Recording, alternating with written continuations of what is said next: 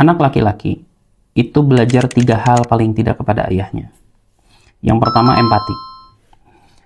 Anak laki-laki harus belajar bahwa orang lain juga bisa terluka. Bahwa perempuan itu bukan objek.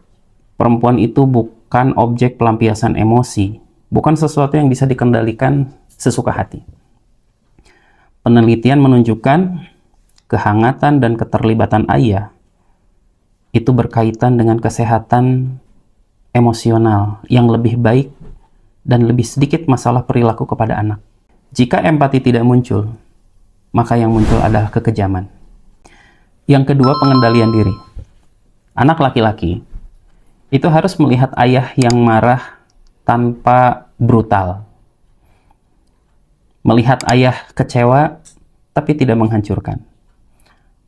Ayah kalah tapi tidak mendendam.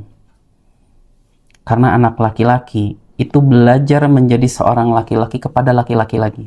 Kalau pengendalian diri ini tidak diajarkan, yang tumbuh adalah agresi. Yang ketiga, maskulinitas yang benar. Tontonan kita hari ini banyak sekali mengajarkan bahwa laki-laki yang kuat adalah yang ditakuti. Padahal, lelaki sejati itu yang bisa melindungi, bukan yang bisa menindas. Ayah yang terlibat dalam kehidupan anak sangat membantu perkembangan sosial, moral, dan kemampuan membangun relasi yang lebih sehat. Kalau definisi ini tidak diberikan oleh ayah, tidak diajarkan oleh ayah, anak bisa saja mencarinya di tempat yang salah. Dari teman, dari media sosial, atau mungkin dari film-film laga yang penuh dengan aksi kekerasan. Yang harus membuat para ayah gelisah, ini bukan hanya tentang pelaku si Taufik Hidayat yang ada di Bandung saja. Di Indonesia, hari ini ada jutaan anak laki-laki yang mereka tumbuh tanpa ayah yang mengajarkan cara menghormati perempuan. Tanpa ayah yang menunjukkan bagaimana menerima penolakan dengan bermartabat.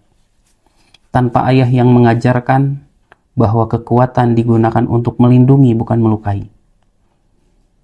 Kita tidak tahu siapa di antara mereka yang suatu hari akan menjadi pelaku. Tapi kita tahu satu hal, peluang itu akan jauh lebih kecil ketika ayah ada dan benar-benar mendidik mereka.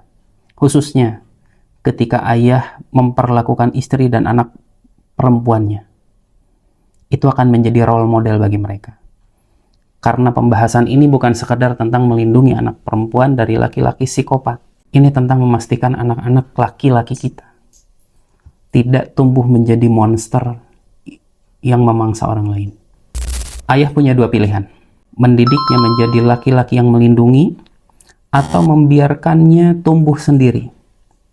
Lalu berharap dia tidak menjadi pemangsa perempuan yang lain. Pilihan itu ada sekarang. Ketika mereka masih kecil, ketika mereka masih bisa dibentuk, ketika mereka masih di masa-masa dekat dengan kita. Karena setelah dia dewasa, seringkali itu semua sudah terlambat.